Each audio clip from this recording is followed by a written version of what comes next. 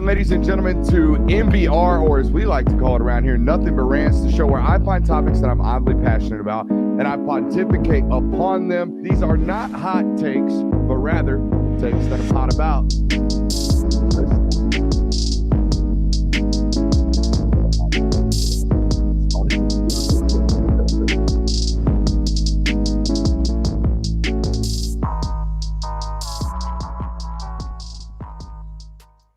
What is up, ladies and gentlemen? Live again here on Wednesday night, live from Nashville, Tennessee here. The host of SEC Media Days, third day in a row. It was Ike Day, all right? It was Nick Saban Day here at SEC Media Days. And I got to tell you, Lil Wayne, we've already used this song before. It's I'm Me by Lil Wayne. If you haven't heard it before, you need to go listen to it. It's a total anthem. He says in that song, keep your mouth closed, let your eyes listen, meaning, hey, like, don't talk, just watch. We talked last night about it being an easy thing to just talk about the things that you are going to do. It's harder to be about them. It's harder to live those things through. It's harder to keep that mouth closed and let those eyes listen. Again, it was Nick Saban Day, and I got to tell you, Nick Saban is obviously the greatest coach of all time in college football ranks, but he is one of the very few football coaches I've ever been around that is so uniquely successful, but is not uniquely energetic or uniquely enthusiastic. No longer is that the case when you hear Nick Saban speak at events like this. Not saying he is no longer uniquely enthusiastic around his football program, not to say behind closed doors he is no longer like that, but in the public eye, I don't find a unique enthusiasm around Nick Saban any longer. To be the greatest coach of all time, he is extremely monotoned, okay? Very Bill Belichick-y, if you will, in that sense. Not going to give you a whole lot of juice behind that press conference anymore and behind that press podium anymore. And I got to be honest, it's always tied back to Georgia here, mostly on this program for the time being, and for the foreseeable future here on this program. I got to tell you, I think one thing about Kirby Smart, he's done a lot of things to be successful, but I think the most important thing that he's done is he's been able to remain himself while becoming hyper-focused, right? All these football coaches that come from the Nick Saban tree, they attempt to leave like Saban, right? They attempt to leave in the same mold that he is in, right? This hyper-focused football coach on all the details, right? Hyper-focused about constantly, creating the evolution around his program, constantly in pursuit of excellence, right? The obsession for greatness. If there's one thing that Nick Saban is known for in this world of college football, it is certainly that. Even beyond all of the schematical principles that he has applied to the world of college football, the number one thing that he is known for, right, is that hyper focus, that hyper attention to detail around the game of football and around his program. And again, every single football coach that has left that building to go be their own version of themselves as a football coach has tried to take that hyper focus, has tried to take that super attention to detail, that monotoned approach, that almost laser-like, robotic-like football approach to their coaching styles. But that's not exactly what Kirby Smart has done. In fact, Kirby Smart, in my opinion, has the opportunity, and the only opportunity of all of his all the proteges that have come from the Nick Saban tree, to surpass him. And why? Well, he took all of the trades, the tricks of the trades that there were from Nick Saban. He is hyper-focused. He is absolutely hyper-focused. He is obsessed with the details and the minutia of college football required to be great and required to have sustained excellence, just like Nick Saban. But the most important thing about what Kirby Smart has been able to do is he's taking all of those things and he has remained himself. Okay, I'll tell you a story. One of the first stories I ever heard about Kirby Smart. In March of 2019, I got hired to cover the University of Georgia. In January of 2020, my buddy John Garcia invited me out to Dex Preps Camp out in Birmingham, Alabama. Not the point of the discussion. The point of the discussion is to tell you that John and I spent the next 2 hours kind of introducing me to the world of recruiting and what it was like to be out on the trail and to cover recruits. I was very new to it. In fact, that was my initiation, if you will, to the recruiting world. And we're driving out to Birmingham. And John tells me, he goes, man, I got to tell you, I know you're going to cover Georgia, so I want to give you my Kirby Smart impressions the first time I ever met him. It was in 2008, and it was the spring of 2008, and it was Kirby's first year at Alabama on the road, like being able to go out and see recruits. And they go up to this high school in Alabama, somewhere near Birmingham, where we were headed that day. And John tells me there's 45, 50 coaches, like there always is in springtime and evaluation periods. They're all over the sideline. And there's one football coach that looks like he is at Disneyland. He is jumping up and down. He is hooting and hollering. He's, hell yeah, let's get after it. He's talking about everything but putting the helmet on and going out there and getting it after himself. And it was Kirby Smart. It was first year Kirby Smart on the trail, getting after it with this joyous, almost like lifelike, kiddish-like energy and joy for the game of football. And if you listen to him talk, if you listen to Kirby Smart coach the game of football, if you watch him on the sidelines, that dude's got the same joyous spark for the game of football that he's always had. And I think that's the key to his success. Of all the things, right, it was taking the attention to detail. But most importantly, what I have noticed, especially after watching Nick today, is that, yes, their message may be the same, but their delivery is not. How they go about delivering these topics and how they go about talking about these things, the energy with which, the enthusiasm with which, the love with which they speak, they're not equal. They are certainly not equal. And I think what you have seen from the results play out on the football field is something relatively similar. Gentlemen, I want to bring y'all in now. What did you think about Nick Saban today? I know you got to watch him, but, just over the years, these two get compared so much. But what's the biggest, takeaway in terms of differences? Obviously, he's more monotone in his delivery when it comes to getting his message out. He packages it in a way that I don't think is as exciting, per se, to the naked ear. Obviously, when you watch Kirby Smart, he's much more enthusiastic. He's jumping up and down. But I think that's kind of who Kirby Smart's always been. Like you said, going back to that story, I don't know if Nick Saban has ever been the rah-rah guy, the pregame speech guy, such as that. I do think as age has gone on, being a college coach wears on you, obviously. So that's probably where the more monotone and less enthusiastic delivery comes from. But I think they've always been different guys.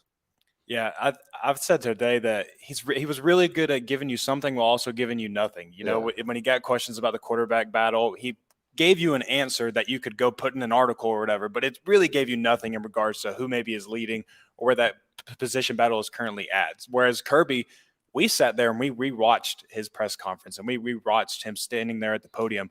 I mean, we were pausing it every 5 minutes like, man, that is some powerful stuff right there. There were so many takeaways, whereas today I didn't really have any big takeaways from Saban. He did a good job of being the head coach at Alabama like he always is and having that figure of himself and having that presence. But other than that, it was just Nick Saban up there talking. And you know what? That's okay because that's Nick Saban. Mm-hmm. If Nick Saban wants to get up and if Nick Saban wants to be monotoned and if Nick Saban wants to spend 25 minutes telling you nothing, By God, he has earned the right to do that.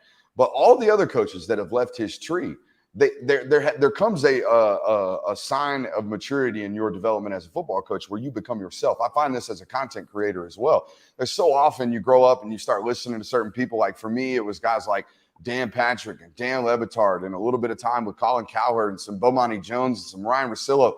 And if you're not careful, next thing you know, you're trying to be those people. You're not trying to be yourself. You're trying to be whatever you thought is successful. So you're trying to mimic success. I think it's a very human nature about us. But it was funny. We were sitting here talking about this today, and Kirby, for some reason, you had the idea to go back and watch his initial press conference introduction. And sure as shit, the second question asked back in 2017, right? It would have been the summer of 2017. It was SEC Media Days of 2016. Summer of 2016, because he was hired in December of 15, correct? So summer of 2016, first-year head coach Kirby Smart, second question he was asked at those SEC Media Days.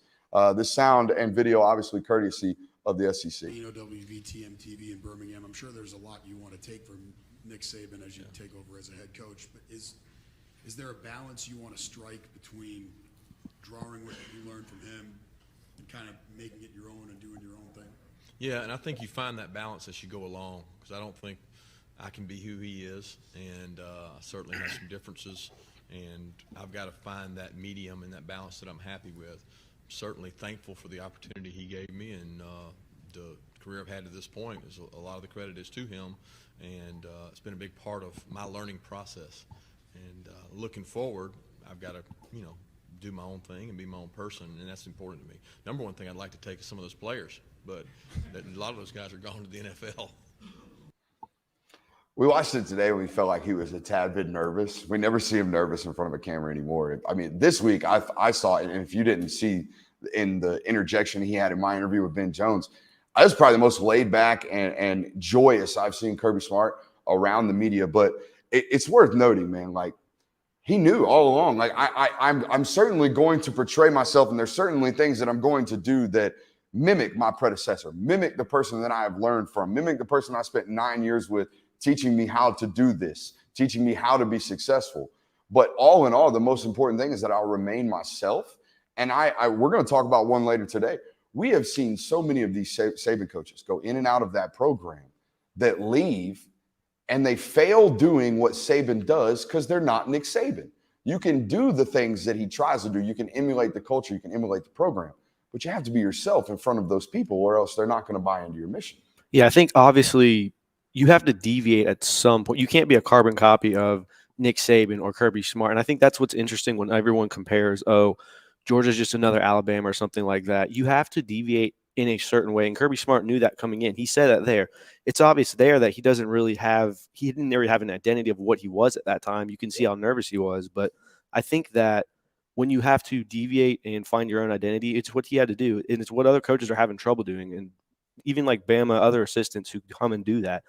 Like we talked about Billy Napier earlier. We'll talk about him later. But he doesn't really have his identity yet. We'll get on that later. But I think, too, it's also why anytime the Saban and Kirby comparisons are brought up in front of Kirby, he'll always tell you, like, well, I don't think we can really be compared. I don't think it's the same thing. I don't think it's fair to compare. And he gives you different reasons why. But I think it's also shows it's a genuine answer when he tells you that I don't think it's fair to say that me and Nick Saban are the same, because they're not the same. The coaching, like you said, some things are going to be similar because you take pieces from everybody that you're with and the people that you grow with, and you're always going to carry those things with you. But Kirby very much goes about his business in a very different manner. And I think he's shown that compared to what he was in 2016, even to now. Like you said, we don't see Kirby being nervous or jittery before meeting with the media. Yeah, the point of the discussion tonight is not to say that one is better than the other. It's to say that the only way to do this is to be yourself.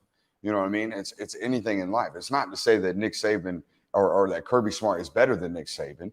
It's to say that he has the opportunity to do so because he's taken everything from Nick Saban and remained himself while doing so. So if you take all the secrets and you remain the same chef that you've always been, or the chef that you were meant to be, then you're always going to make the better meal.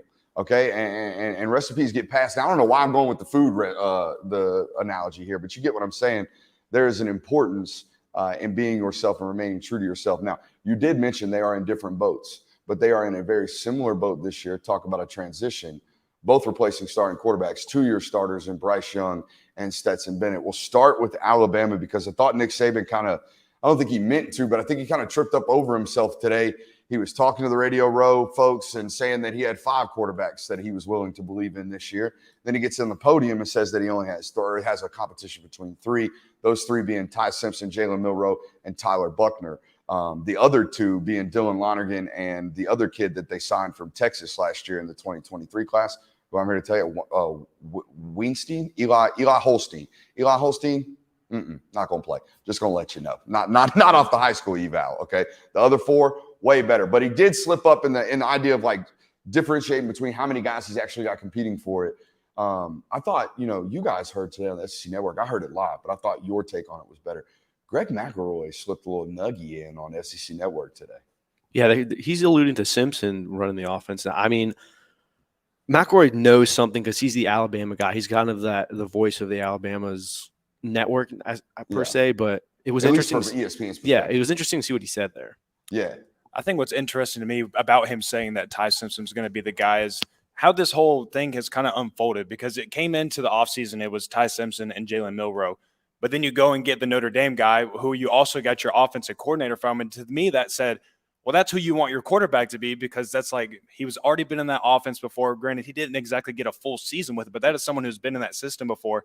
But then to hear McElroy say that Ty Simpson is appearing to be the guy is interesting. And the reason being was he's saying that apparently, he says on SEC Network today, apparently Tommy Rees was hired from Notre Dame to come to Alabama and run whatever amalgamation of the Alabama offense remains. So we've talked about this on this network for years, not for years, but for a couple months now, on how Todd Monken was brought to Georgia to instill the Georgia offense, what modern professional offense looks like on the college level. And Mike Bobo is to turn that over. And look, I'm all here for second-generation copycats. I'm all here for, hey, I die tomorrow, y'all try to figure out the machine. You know what I mean? I've hopefully taught you enough. But what I'm not down for is I die tomorrow, you guys are going to be dead the next day, and then I got to find somebody new to help run what we got going on. This third-generation stuff doesn't necessarily work out in college football. We are 3 generations now removed from Steve Sarkisian, right? We had the Steve Sarkisian offense that they predicated their whole entire culture around, their whole entire program around.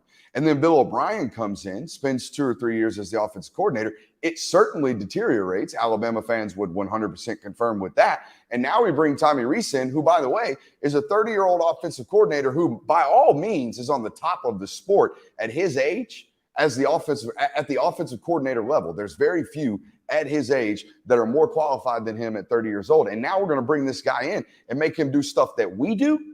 Okay, so yeah, he brought the Tyler Buchner guy in, but like McElroy was saying today on the SEC Network, he doesn't have the advantage. In fact, he's the one learning a new offense, not Jalen Milroe, not Ty Simpson, not Dylan Lonergan. No, it's Tyler Buchner, the new transfer from Notre Dame with the coordinator that's having to learn a new offense. What do you think about this idea that we're not only going to not let you run your offense, we'll let you put some terminology in, but we're going to make you run the offense that we were running 3 years ago under 2 previous coordinators?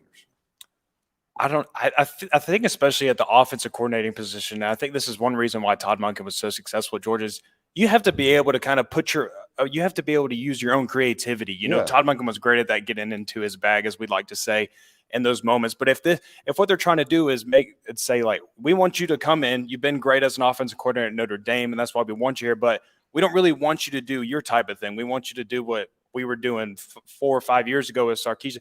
I don't know if I like that. Oh, and by the way, you got 4 months to learn. Yeah, and I don't know. We're going to hire you in February. You have to install it and be ready to go by July. And then I also just question the whole move of bringing in Tyler Buchner in the first place then. He's even got a short term to really learn that offense as well. And it seems like if you're going to go get a guy like Buchner from Notre Dame, that seems like someone you would want to kind of be immediately roll with if you are having questions on your quarterback room. But if you're originally just wanting to keep it the same, then why not just stick it out with Ty Simpson and Milroe? It's the classic fitting a square peg in a round hole thing. And what we talked about earlier, where you have to stay true to yourself to some degree to have success. I don't know why they're bringing in a guy to run their system as much.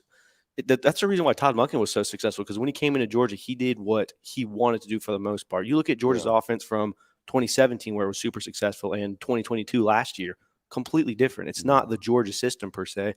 It was what the coordinator was comfortable running and what he knew what to do. Yeah, they went through 3 iterations of offense. They went through the Pruitt years in 17, the in-between Pruitt and whatever Coley was doing 18, Coley trying to hold on to his job 19, Todd Monken installing about 35% of his offense in 20 because of COVID, them actually running the full offense in 2021. And then in 2022, his final year, they're humming, scoring almost 41 points a game. So I have been adamant. I mean, if whatever happens with Bobo, if he sticks around as Georgia's offensive coordinator for a decade, good. But if he's here for 18 months and they hire a third coordinator and all of a sudden they want that third coordinator, that brand new guy to come in and run quote unquote Georgia offense, I'm going to be the first one here on this channel to be like, hey, that's not how this works. Like that, I do not believe in third generation recessive traits. Like we're not going to be able to pass down offensive successes through two guys who have no previous connection. Unless Nick Saban is just that good of a football coach, who, by the way, if you don't remember, I always blank on this guy's name, and I went to freaking high school with him.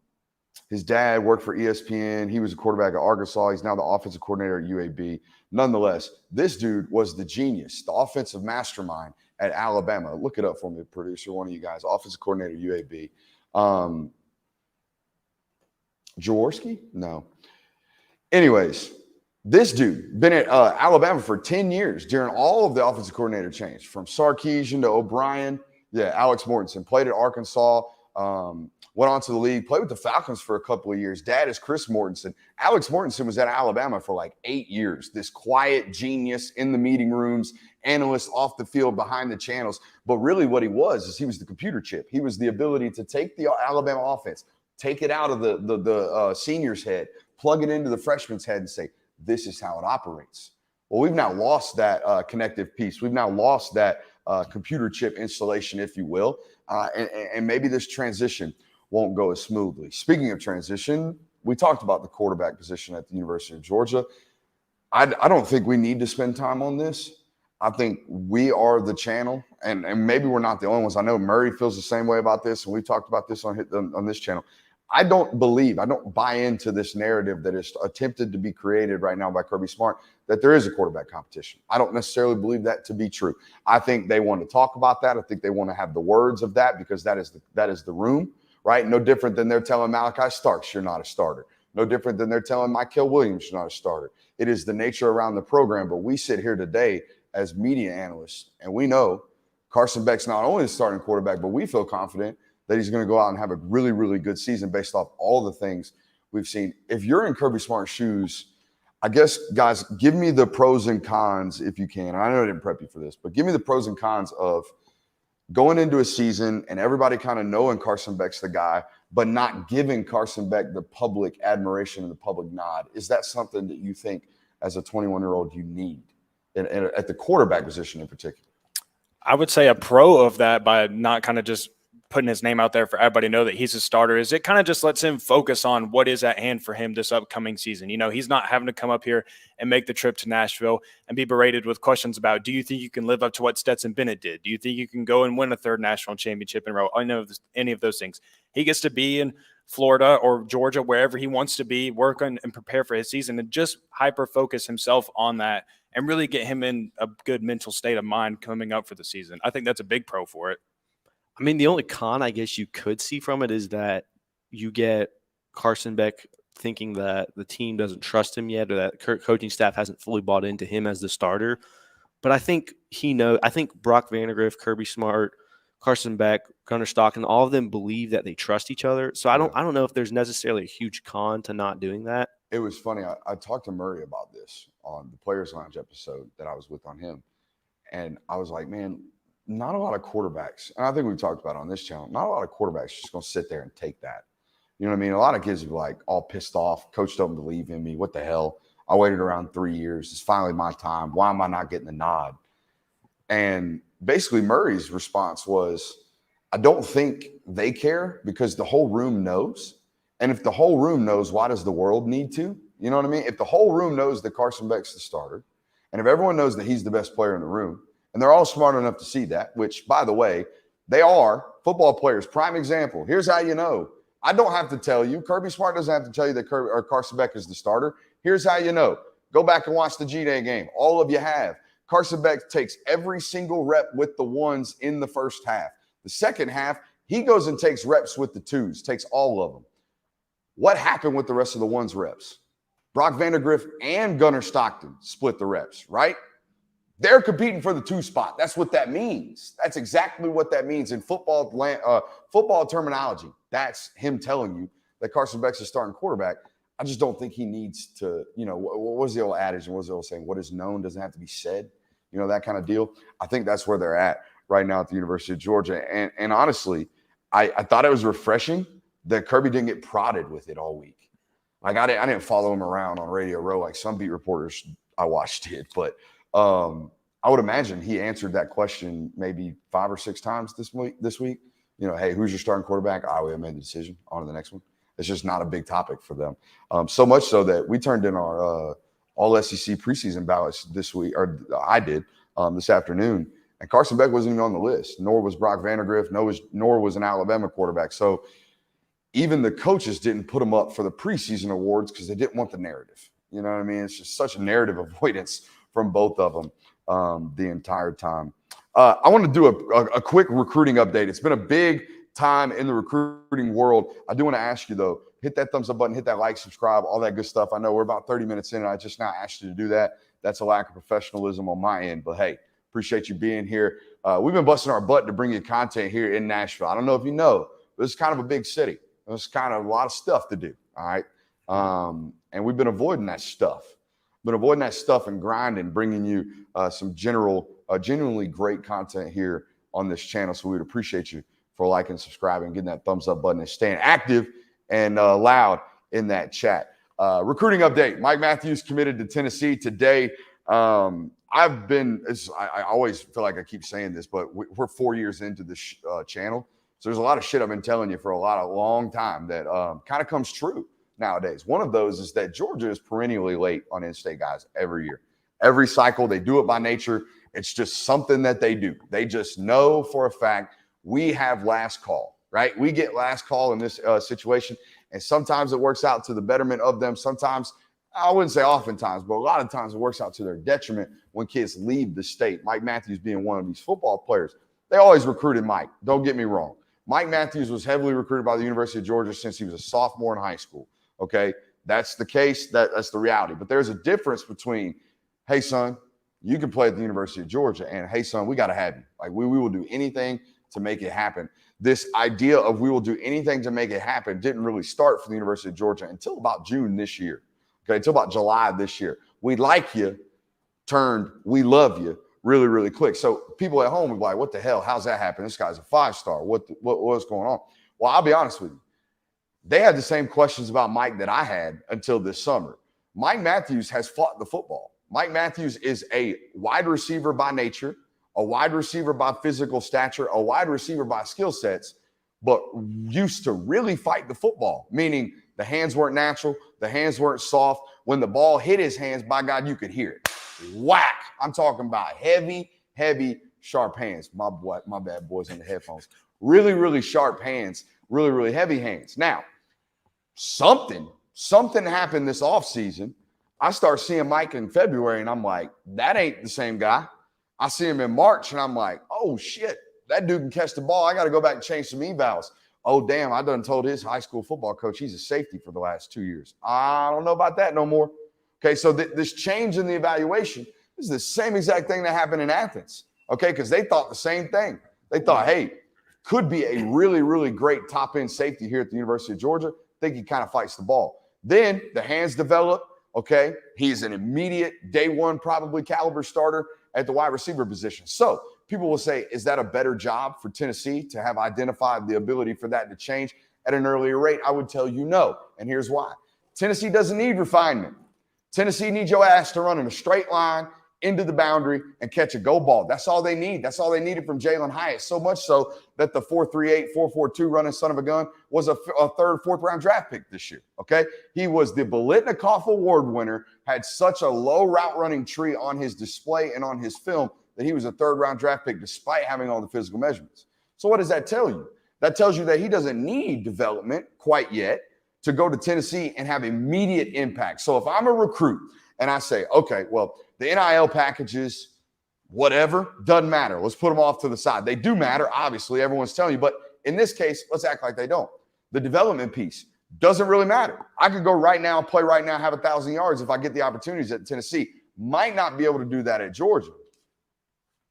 Boom, bingo. Offense matters, all that good stuff matters. But guys, I guess you're both in-state kids. Y'all are from the state of Georgia. Y'all, I don't know if you've seen this since Kirby Smart's been here, but they do have a propensity to sit on their hands with in-state kids. Yeah, I mean, the most infamous case is Will Anderson. That was the biggest one of the in-state kid that was like, how did we miss on that one? And so now it happens again with Williams. And I think Brian McClendon has done a good job at kind of revamping that wide receiver room a good bit. You saw at least getting them in the room. Yeah, exactly. Like last year, I think that was a really good class that he put together, wide receiver-wise. I think that is a room that has a lot of potential with the group of guys that they're bringing in. And then even this class, I think he's got some really solid names like Nikar and Nitro Tuggle. But it's like, when are they going to get that 5-star wide receiver? You haven't had one since George Pickens. And so it seems like he wasn't even consensus. You know, he wasn't. So it's like, it's just a matter of it's the always burning question of when is it finally going to happen? I mean, Kirby's been asked this before of when are we going to start getting, Georgia guys? Someone asked it a while ago, kind of saying, why do we see these 5 stars from the state of Georgia leave? And Kirby's response to it basically was, I remember he answered this a while ago.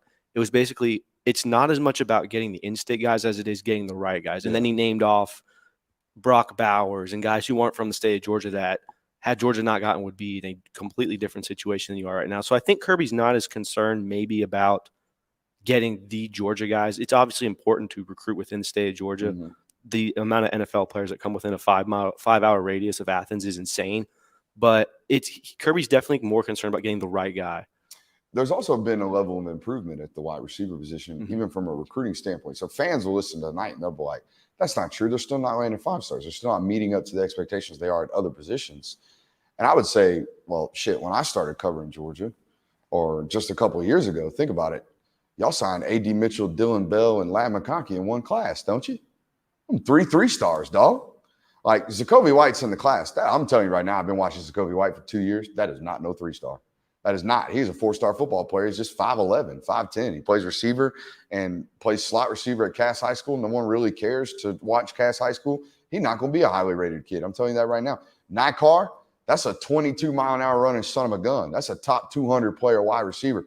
Nitro Tuggle going down to IMG Academy. I got coaches down at IMG Academy. The moment he showed up on campus, they were like, damn, he is way better than we thought he was going to be. So they have an ability to at least, or they have improved the ability at least to sign high-quality football players at that position, or at least get them in the room committed. I know there's a lot of buzz about Jeremiah Smith. I know there's still people holding out hope. I'm not necessarily one of those people. At one point, I thought there was a coin flip. At one point, I thought there was going to be an opportunity for that to happen. The longer and longer we go with this thing, the more and more I think there's an opportunity that it doesn't happen. But there's also an opportunity that, hey, maybe if Ryan Day gets fired, Hartline's the head coach anyway, so it doesn't matter up there at Ohio State because he's going to play for Brian Hartline. If you're a Georgia fan and you want Jeremiah Smith, I guess the only hope for you is that Brian Hartline gets hired out somewhere else, and maybe that causes some hesitation with Jeremiah Smith. But Mike Matthews, classic case of just a little too late. Just a little too late thinking he had reserves left in the tank right there on Matthews. Georgia also lost a commitment in Jalen Hayward the other day. I think you guys respect my scouting opinion, so I'm going to give it to you right here. And in order for me to do so, I'm going to need you to hit that thumbs up button.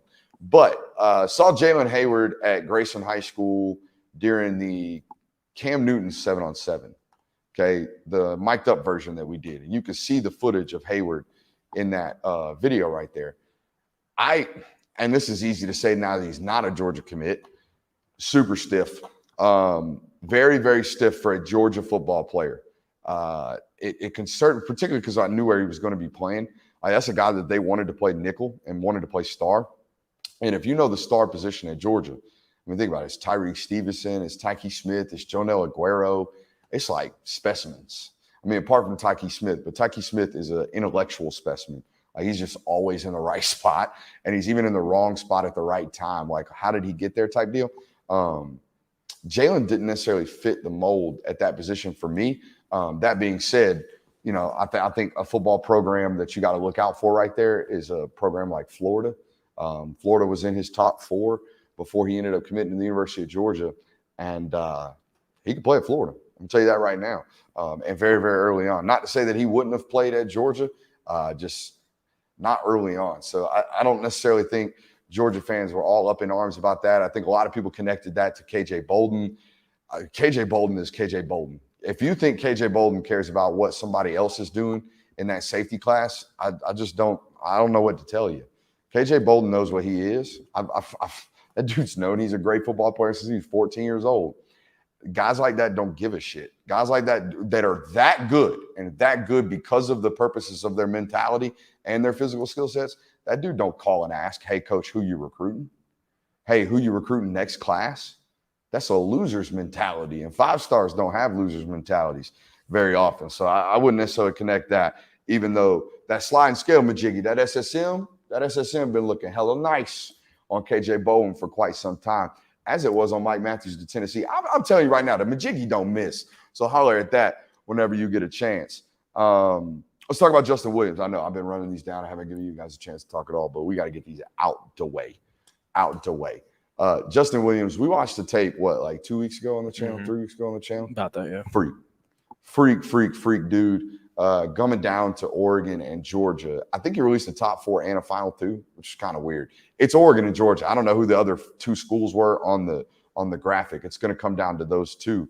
And as much as Dan Lanning would be fun to play for, we've talked about on this channel for a while. If you want to play on Sundays at the linebacker position, bring your ass to Georgia, because Clint Schumann going to have you right by time you leave. And again, another football player that I would imagine looks at that linebacker room and he's just like, all right, you know what I mean? Like, I'm not scared. I'm not worried about going there and not playing, especially nowadays, because you have the one-time transfer. It's almost like an insurance policy.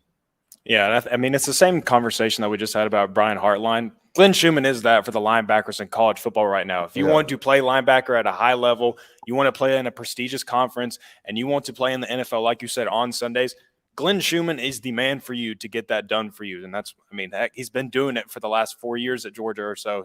I mean, even draft history shows that you don't need to come in and start your first 2 years. Obviously, Quay Walker is the big one where he didn't start till the last year of his college career, and he was a first-round draft pick. So, I mean, why would you need to come in and play 3 years when you can sit behind a quality class and room, start and make millions of dollars? When's the last first-round pick Oregon's put in the linebacker position?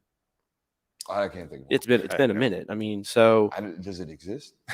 That's a better question. If you want to count Thibodeau, but he was more of an edge. He was an edge. So a true edge. So it's like you don't need to start, and if that room intimidates you, you're not Georgia cut out for that anyways.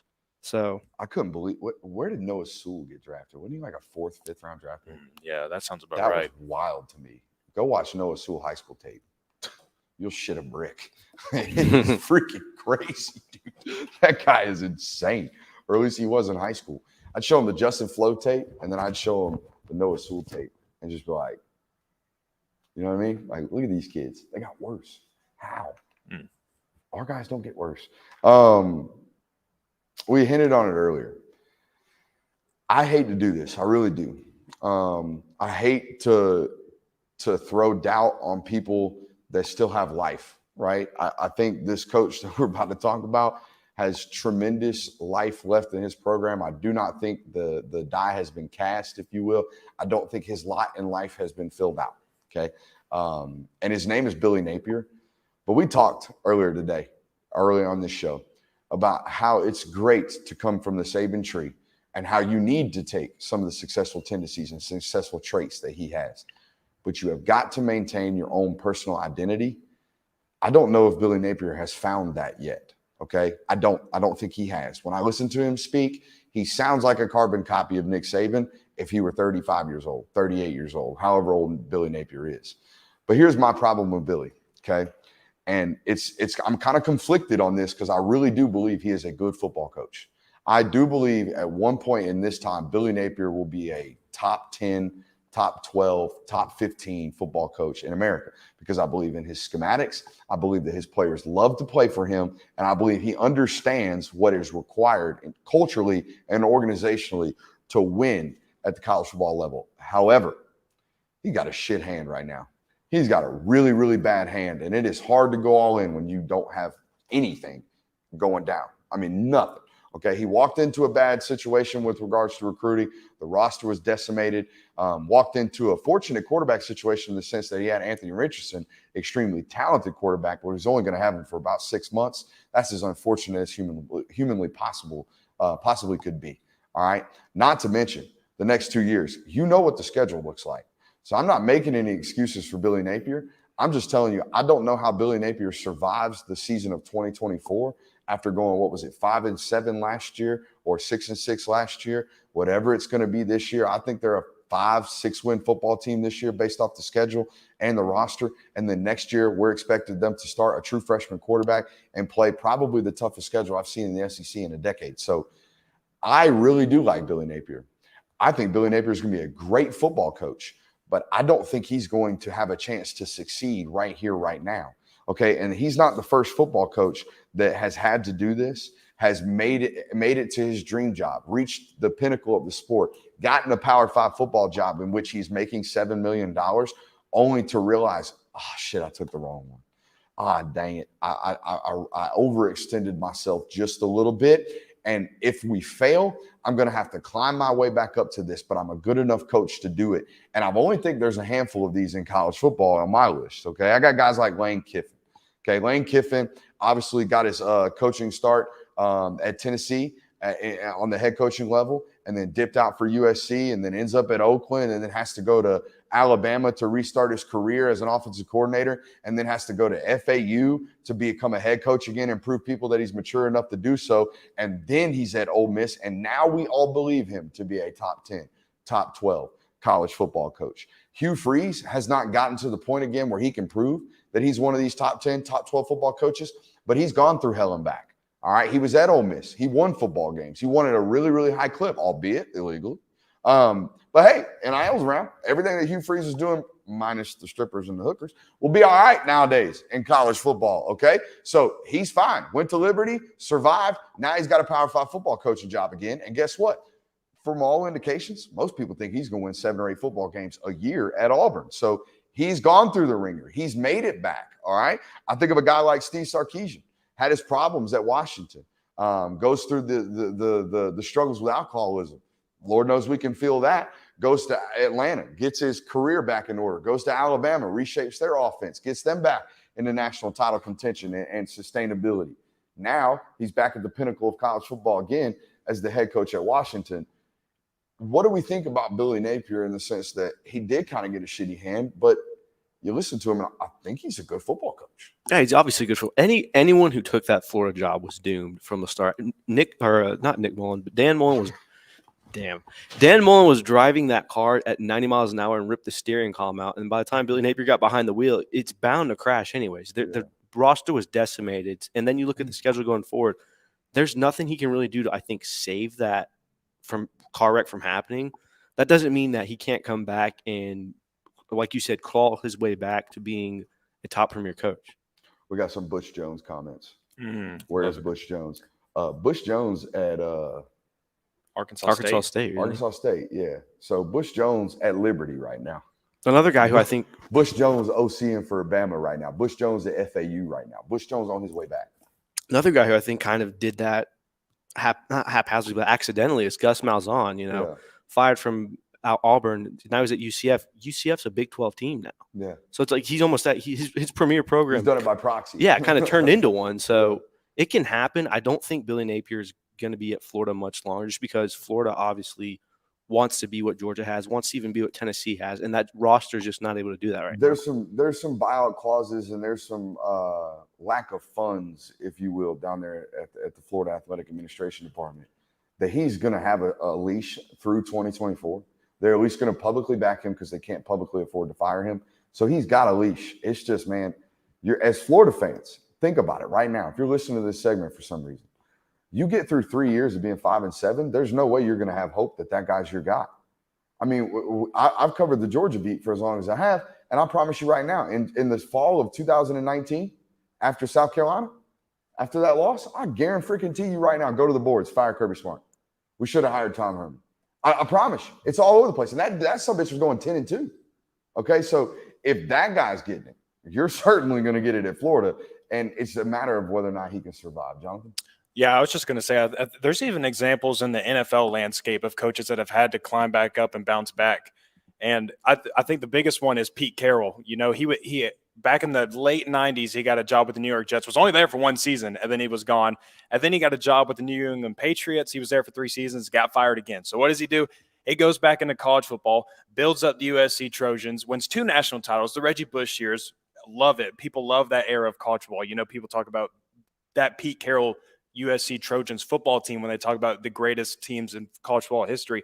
And then he lands back on his feet in the NFL with the Seattle Seahawks, Legion of Boom, Super Bowl champion, now considered one of the best coaches in the NFL now. So a great story there. It's funny you talk about, I mean, we were using college examples. You found this one from the pro ranks. And this one, I mean, it kind of matches up with what kind of Napier was going through, right? Where, hey, that New England Patriots job, not a bad job, not the wrong job, wrong time. I think Carroll was in between Bill Parcells, and right after him was Bill Belichick. Yep. I mean, so you're following Parcells, and you got to take over for what he did. You're a completely different person, right? Dan Mullen, Billy Napier, 2 totally different human beings. I just hope for Napier's sake the next guy's not the right guy at Florida, because I do think, you know, what is the old Dark Knight quote? Is the hero we deserve but don't have or need right now, or whatever? Batman is the hero we deserve, the one we don't need. Yeah, right he's now. the hero we need, not the one we deserve. Yeah, the hero we need, but not the one that we deserve. Very, very similar right now, in my opinion, with the Billy Napier stuff. I can't express to you how genuinely I believe in what he does from a football standpoint. The only thing I've ever disagreed with was the fact that his staff is way too big. Billy, you might be listening tonight. If you are, fire half of them. I mean, tomorrow. You don't need them, Bubba. You don't. College football recruiting is about relationships, and guess who has to develop those? You. So invest the time and do it. You can't have some 22-year-old recruiting analyst running down 5-star football players. That's not how this works. It's not how any of this works. Your position coaches, your coordinators, you have to solve these deals. You have to finish these things. That's the only way to go about it. Not to mention, we operate in a sport where controlling the information and controlling the narrative is paramount. I mean, paramount. It's like the most important thing that college football coaches can do. If you ain't moving in silence, you're not a real G out here in this football world of college football. And if your staff is filled with 500 different recruiting staffers, well, guess what? 300 of them are talking. You know what I mean? So we don't need that happening. We don't need our moves out there in the streets before we make them. I want to ask you guys to hit that thumbs up button one more time right quick. I thought those are some great examples from you guys in terms of guys that have had to crawl their way back. I'm not saying Billy's going to have to, but God, it's hard to sit right here in the fall of, or the summer of 2023 and think, yeah, he's going to be here entering the 2025 season wearing blue and orange. Looks grim for sure. Repping them Gators. And it looks grim for all the wrong reasons that I don't believe are his fault. And again, man, like turn the tape on. They do the right stuff. They really do. They got good football players. They do the right stuff. They just don't have enough good football players. Speaking of a good dude, okay, and a guy that we believe in, Sam Pittman is just an all-American man.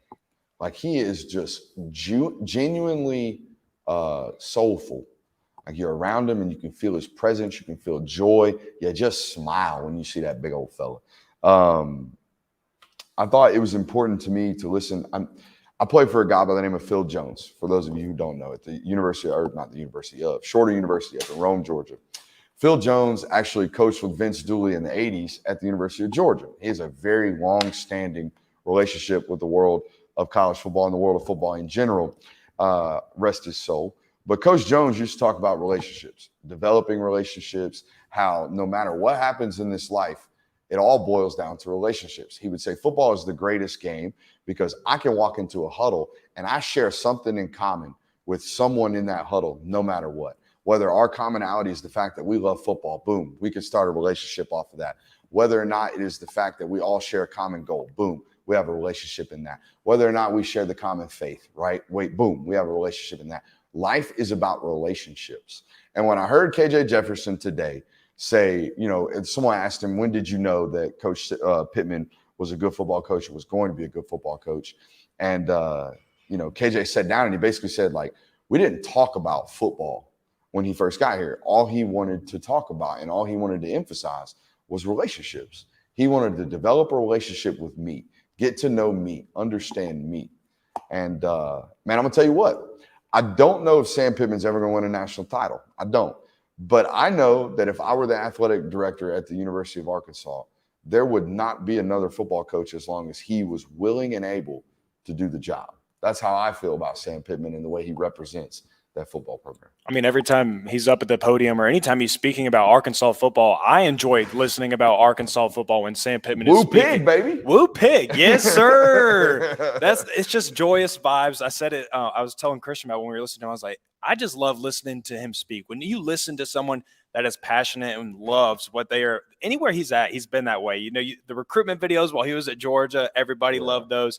And then he goes to Arkansas and he's telling stories about drinking beer on the sidelines and football games. And he's just got a great personality. I think, and he's got the perfect personality for a job like Arkansas. Like you said, probably never going to win a national title, but winning 8 games, we're happy for that. And by the way, 100% uniquely him. Wants nothing to do with being anybody but himself.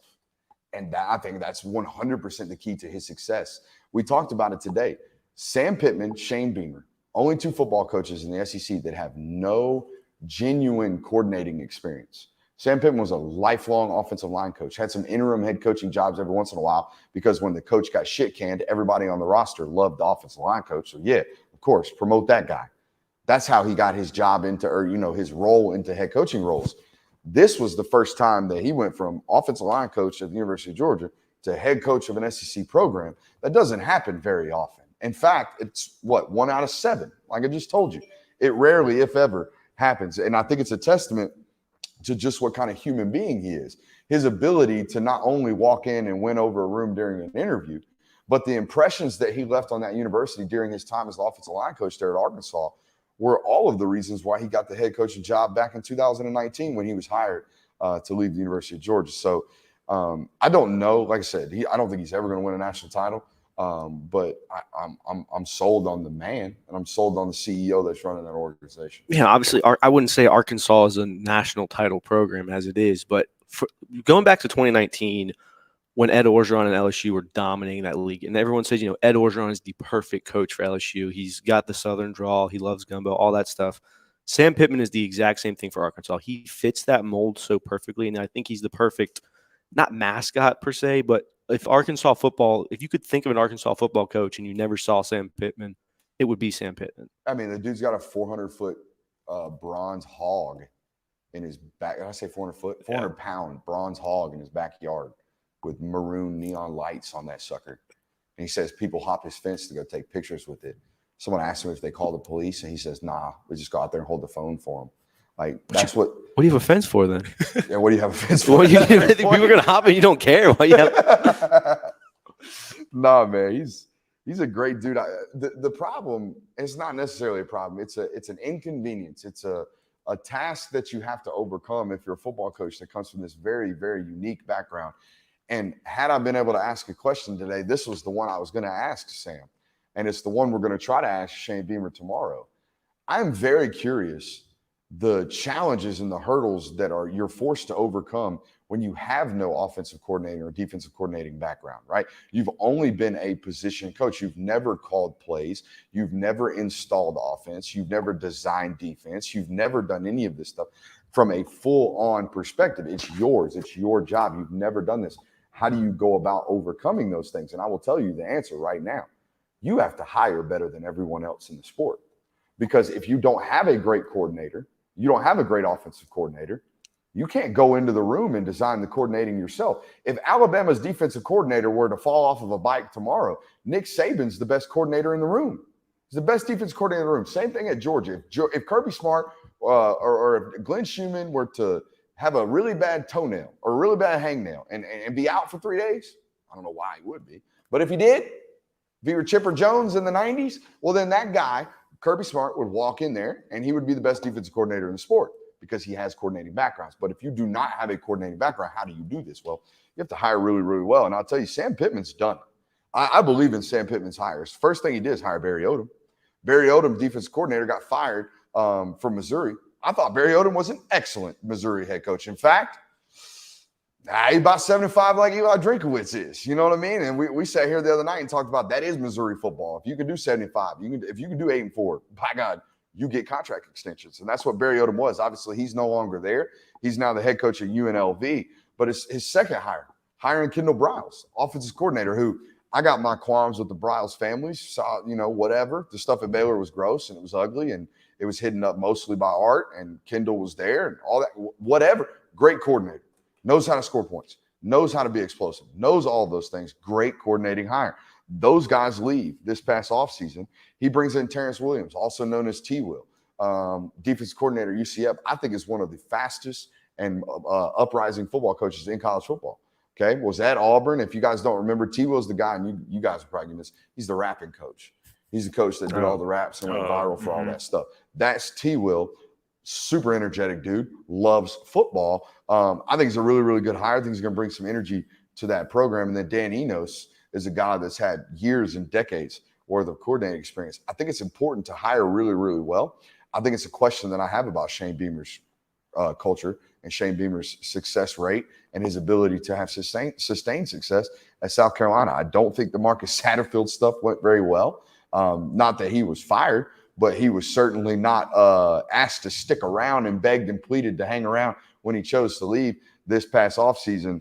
And the Dow Loggins hire, well, it is what it is. I mean, it's very similar to the Liam Cohen hire where we're hiring fired NFL coordinators, and that's fine. They're still one of the best 40, 50, 60 coordinators in the world, but they're not exactly on the ascension of their career. Yeah, and I think I've said that a big reason why Georgia has came into so much success is because Kirby has done an amazing job at seamlessly making good hires and continuing that success with the people that he brings onto his staff. So the same way that Kirby has to do that now, of course, it's not on the same level like what you're talking of, Sam Pittman and Shane Beamer, because Kirby Smart is the pinnacle of defensive coordinators in the defensive side of the football. So that brings its own attraction to it. But you have to have success there, and Sam Pittman has done a good job of that. But it's also just another obstacle that you have to move around, and you have to kind of figure out with your program of finding your own identity, figuring out who your football team is, because you don't have identity within yourself on either of those sides of the football. But I think he's done a good job of maneuvering around and figuring things out as he has progressed in his head coaching career. I mean, it was what Kirby said yesterday as to what he looks for when he hires people. There were two qualities. One was selfless, and what was the other one? Love of football. Yeah, love of football. So, I mean, he goes out and finds people that are willing to go on the recruiting trail relentlessly every chance they can. So, I think that's what you see when you get good hires like that. He goes and finds people that he thinks fit the mold, not only his schemes and like that, but his culture as well. I want to go back through those 3 costs of leadership from yesterday because our audio was so bad yesterday that I think this point got missed, particularly regarding today's news. Of Alan Judd and AJC and their retractions and all that stuff. Kirby Smart talked yesterday about the 3 costs of leadership. I think these are applicable to life. I think it's applicable to everyone's life. I think they're certainly applicable to Kirby's, particularly in most recent light. Number 1, you will have to make hard decisions that negatively impact the people you care about. That is the definition of active and appropriate leadership. There are going to be times in your life as a leader and as someone who is called upon to be a leader where you're going to have to walk up to someone that you love and be critical and say, hey, I need you to change this. I need you to do this because it is the betterment of us and it might negatively impact you. Number 2, you will be disliked despite your best attempt to do the best for the most. Okay, as a college football coach that is responsible for 130 some odd young lives in that roster and on that roster on a day-to-day basis, as well as the hundreds of others that go in and out of that building, I do truly believe he walks through his day-to-day life thinking that he is doing the best for everyone involved. It is not a selfish act. It is a selfless act as defined by his 2 requirements to be at the University of Georgia. And then number 3, and this one's really poignant towards his life right now. Maybe not so much now this retraction's happened and Alan Judd is gone and all that, whatever. Not to make Alan Judd sound like some kind of boogeyman, but it seemed like he was going out trying to murder in the streets, if you will. Number 3, you will be misunderstood and you won't always have the chance to defend yourself. If that, like I said last night, isn't the exact definition of what's been going on in the Georgia space as of the last 3 or 4 months, Well, buddy, I don't really know how to explain what is. So here's what I will leave you with tonight, okay? Whatever it is in your life, do it every day, okay? If you think you want to be a musician, by God, you better be playing every single day. You better be singing every single day. If you want to improve on your mental health, by God, you better be spending time every single day thinking about how to improve your mental processes. If you want to control your weight, well, you better spend every single day worrying about what you're eating and going to the gym and getting better. What I'm trying to tell you is the greatest of greats, they pour that shit in every single day. Every single day. We'll see you sometime soon. It won't be tomorrow. We'll see you Monday, okay? Live from back in the studio in Atlanta tomorrow. Last day of SEC Media Days. Boys, we'll get your thoughts on who do we got tomorrow? We got Heupel, we got Shane Beamer. And that's it, right? There's 3 tomorrow. We've been forgetting the third one all freaking week. That's about right. Trying to go through the list. Lane Kiffin. Yeah, it's a good one tomorrow, boys. It's a good one tomorrow. I mean, Heupel's as boring as the day is long, but Lane Kiffin and Shane Beamer are not. And Tennessee's an important football team for the SEC this year. So make sure you're hitting that thumbs up button on your way out. I love you. We'll see you later.